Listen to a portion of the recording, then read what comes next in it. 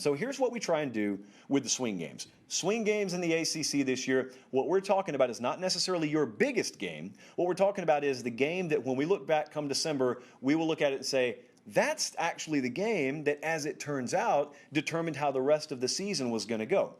So the Clemson Tigers are first up. You don't have to look far. Clemson's swing game is obvious. It's against Georgia. It's in week 1. It's right there in Charlotte. This is probably the game that we'll be at. How did I decide this? Well, if you look at the rest of Clemson's schedule, which we're showing you on the screen right now if you're watching on YouTube, do me a favor. You don't have to have it in front of you, but I want you to try and guess the point spreads for the rest of those games. And then after you've guessed them, you can hit pause if you want to. I want you to find me the game where they're going to be less than a 3-touchdown favorite the rest of the way. And the answer, to save you some time, the most likely answer is that game on October 23rd at Pitt. That one right now, we would make them a 17.5-point favorite. They could very well be over a 3-touchdown favorite in every game they play after the Georgia game. So out of a simple lack of other options, we got to make the Georgia game the swing game, because you know what the reality is going to be. There will never be a more unanimous headline than if the Clemson Tigers lose in week 1, because you'll see it plastered everywhere that following Sunday morning. Did Clemson cost themselves a playoff shot? Are they going to be able to earn their way back in the playoff picture? Well, I think perception versus reality is going to change as the season goes on. But you're looking at the odds right now for Clemson to win the ACC, minus 800. It's insanity. Like I've got less than a minus 800 shot to finish the show without choking.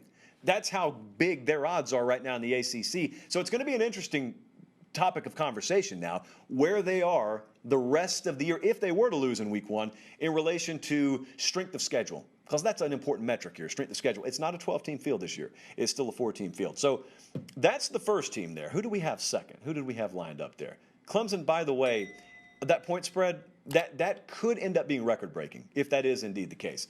How about North Carolina? So North Carolina is a fringe ACC contender, I guess you would refer to them as.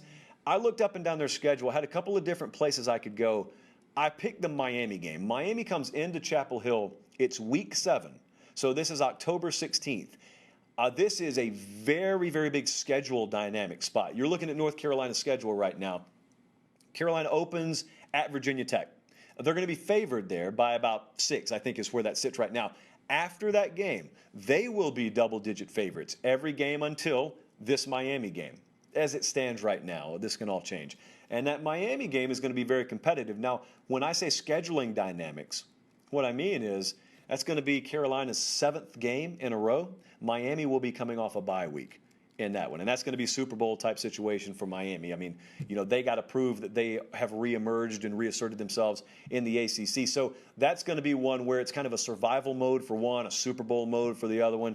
And you could look after that. You know, they got Notre Dame after that. They've got, as I said, Virginia Tech in week 1. I think the Miami game for North Carolina, that's the one you got to circle. That's the swing. Because if you lose that one, you know, where are we after that? Well, a lot of it determines, obviously, by what you've done before that. I just almost unmuted myself here. All right, after North Carolina, we continue to roll on. I'm not doing every team in the ACC, by the way, but I am doing Florida State. So Louisville plays at Florida State in week 4. That is September 25th. Now, you look up and down the Noles schedule, there are a number of places you could go. A lot of people would go week 1. The Notre Dame game is where a lot of Florida State fans would go. I didn't go there. I would caution you to be careful against Jacksonville State. At Wake Forest is not going to be fun either. I think they're going to be more than a field goal underdog at Wake Forest. But I went with the Louisville game. And the reason it has a lot to do with what happens at Wake Forest. If point spreads were to hold, let's just say for a second that the number Vegas puts out is the actual final score on those games. That means they'll be 0-1, 1-1, 1-2. That means they would come into this Louisville game 1-2. Is anyone down there interested in dropping to 1-3? Because there's a little bit of positive momentum around the program right now. A lot of it has to do with recruiting and the potential health of Mackenzie Milton. If he's healthy, this is the kind of game you should win. Then you got a winnable game after that in Syracuse, and then you get teed up for that North Carolina game. You got Clemson, but they're on down the schedule a little ways. This is going to be a pivotal game. That Louisville game will be very pivotal.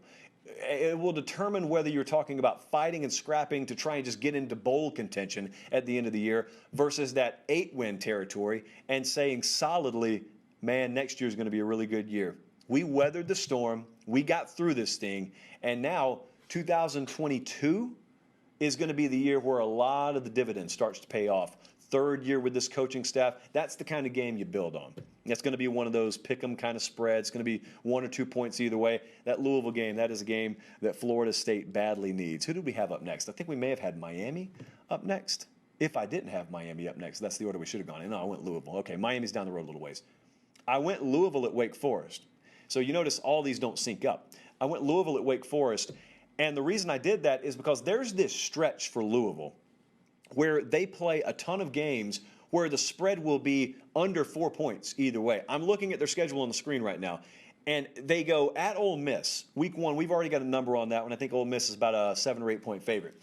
And then they play an FCS team. Okay, if you're watching, if you're not, I'll read it for you. If you're watching right now, they go against Central Florida, at Florida State, at Wake Forest, against Virginia, against Boston College, at NC State. That's 1, 2, 3, 4, 5. That's 6 games in a row where the point spread will be 4 points or less either way.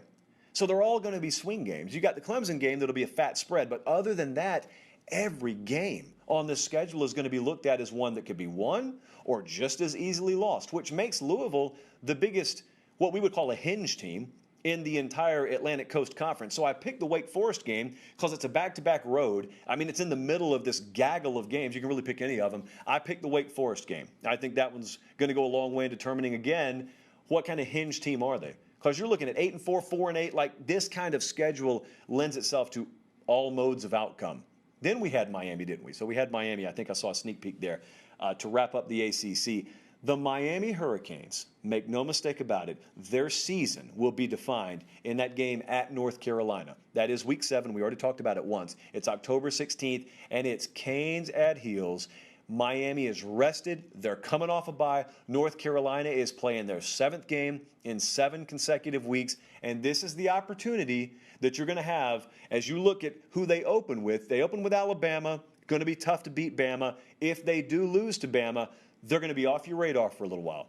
Then they'll play App State, Michigan State, FCS team, Virginia. They'll be favored in all those games, and then they'll go into a bye. And this is their chance to be shot out of a cannon after their bye week, and you got to go in there and ambush someone. And you got to go in there and really you got to get a big-time conference scalp to put on your wall, because if they do win that game, think about where they'd be. They'd be undefeated in conference play. If they've taken care of business, they'd be undefeated in conference play after that, and they'd have NC State, Pitt, Georgia Tech, Florida State, Virginia Tech, Duke. Those are all winnable games from Miami. Very winnable. I think a lot of people are very, very incorrectly looking at Miami's schedule this year, and you don't get past Week 1. You say, oh, they ain't got a shot this year. Well, look at Weeks 2 through the end of the season and tell me they don't have a shot. Miami's got a really good shot. That game at North Carolina, that'll go a long way in determining how big a shot they have. Very good show tonight. You know, I want to give a lot of credit. I didn't tell you this on the front end. We'll just move on. We're not even. You know what? I'm not going to move on either way, because we had the Boston College graphic done. So Boston College is what we'll wrap up with. Boston College is a team that's kind of like Louisville, only the entire schedule is that way. Boston College has, again, a bunch of games that could go either way. They got a bunch of really small point spreads. The state of the ACC right now is there's Clemson, and then there's a big gap. Then there's North Carolina. Then there's another fairly large gap, but Miami's kind of there, and I'm talking about strictly in terms of power rating. But then there's just an entire group of teams, like an alphabet soup of teams. Boston College is right in there. And they do not open with the toughest of roads. They got Colgate, UMass, Temple. I picked the Missouri game. It's an out-of-conference game.